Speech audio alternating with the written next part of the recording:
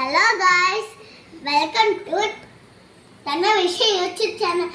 ఇప్పుడేమో మనము దోశ బ్యాటర్ ఎలా తయారు చేయాలో నేను ఇప్పుడు చూపిస్తున్నా. 1 గ్లాస్ మినపగుళ్ళు వేసుకోవాలి. అదే గ్లాస్తో రేషన్ బియ్యం 2.5 గ్లాసెస్ వేసుకోవాలి. దాని తర్వాత మెంతులు వేసుకోవాలి. దాని తర్వాత శనగపప్పు 2 స్పూన్స్ వేసుకోవాలి.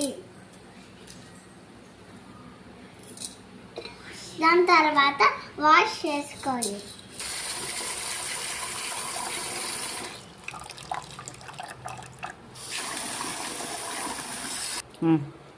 ఇప్పుడేమో ఇలా వాష్ చేసుకోవాలి. గట్టిగా సోప్ చేసుకో, ఎందుకంటే రేషన్ బియ్యంకి డస్ట్ ఉంటుంది కదా, అందుకనే. మళ్ళీ 2 సార్లు వాష్ చేసుకోవాలి, ఎందుకంటే దీనికి డస్ట్ ఉంటుంది కదా. అప్పుడు ఆ డస్ట్ అంటే మనకు ఉంటుంది కదా, దాంతో స్నానం చేయకూడదు, పడేయాలి. ఆ వాటర్ని పడేయాలి. మనం 6 అవర్స్ సోక్ చేసుకున్నవి మిక్సీలో